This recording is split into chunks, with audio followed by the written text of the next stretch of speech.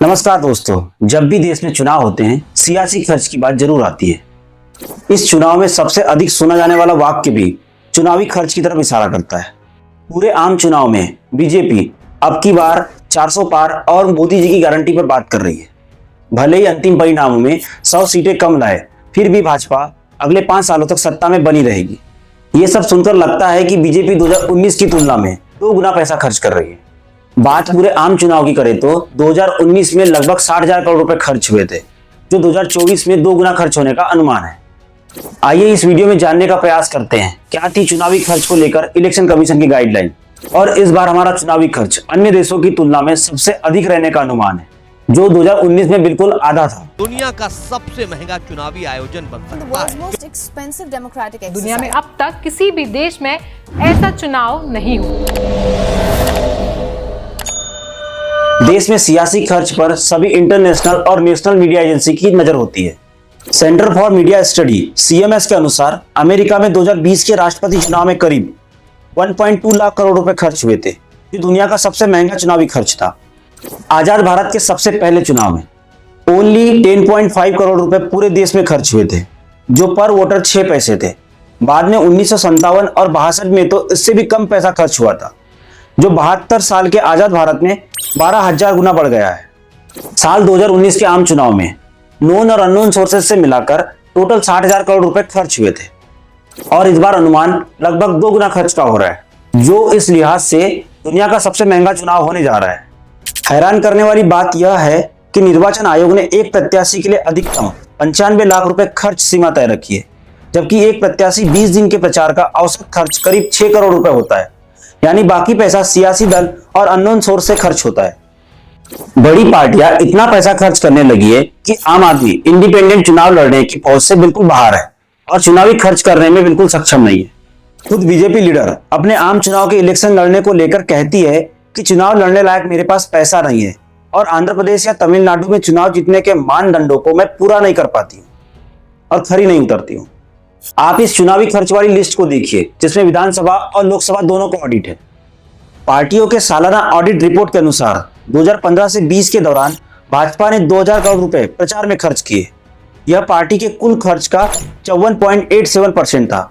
वहीं कांग्रेस ने 560 करोड़ रुपए खर्च किए। भाजपा की यात्रा और प्रत्याशियों की वित्तीय मदद भी लगभग 27% थी, और 260 करोड़ रुपए मोर्चा, रैली और आंदोलन पर खर्च किए गए थे। वहीं कांग्रेस ने 250 करोड़ रुपए यात्राओं पर खर्च किए थे। 20 दिन में एक प्रत्याशी का औसतन खर्च 6 करोड़ रुपए होता है, जिसमें कार, ऑफिस, पर्ची बांटना, बस, खाना, मंच, माइक, बूथ पर टेबल तक शामिल होती है। सबसे ज्यादा पैसा पर्ची, पॉम्पलेट और बूथ पर खर्च होता है, जो आप स्क्रीन पर देख सकते हैं। 2019 में किसका कितना खर्च हुआ? कुल मिलाकर 60,000 करोड़ का 40% प्रत्याशियों का, 35% पार्टियों का, सरकार का 15% और मीडिया का 5% और अदर का 5%। दोस्तों, अनुमान है कि इस बार एक लोकसभा सीट पर 220 करोड़ रुपए खर्च होंगे। देश में 97 करोड़ वोटर है, यानी प्रति वोटर 12 से 40 रुपए खर्च होंगे। चुनावी रैलियों में बड़े नेताओं का आना जाना लगा रहता है, जिसमें हेलीकॉप्टर और विमान का यूज होते रहता है, जिसमें 2019 की तुलना में 40% बढ़ोतरी होने की संभावना है। एक विशेष विमान का किराया 4.5 से 5.5 लाख रुपए घंटे होता है।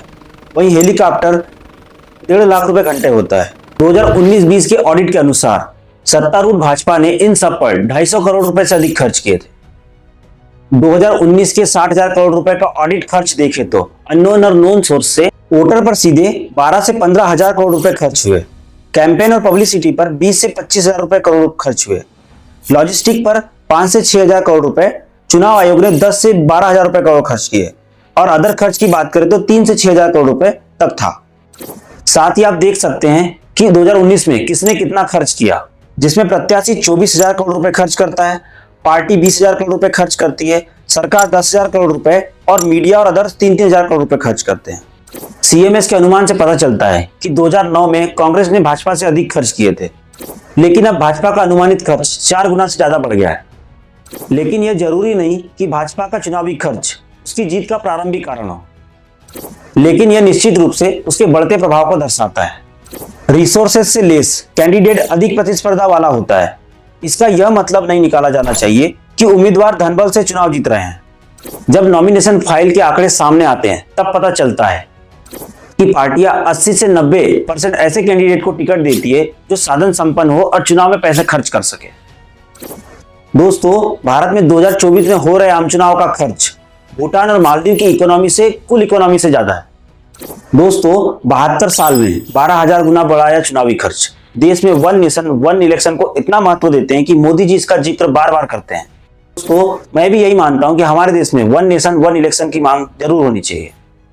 आपको यह हमारा चुनावी खर्च पर वीडियो कैसा लगा कमेंट सेक्शन में जरूर बताइएगा और वीडियो को लाइक शेयर सब्सक्राइब जरूर कीजिएगा। जय हिंद।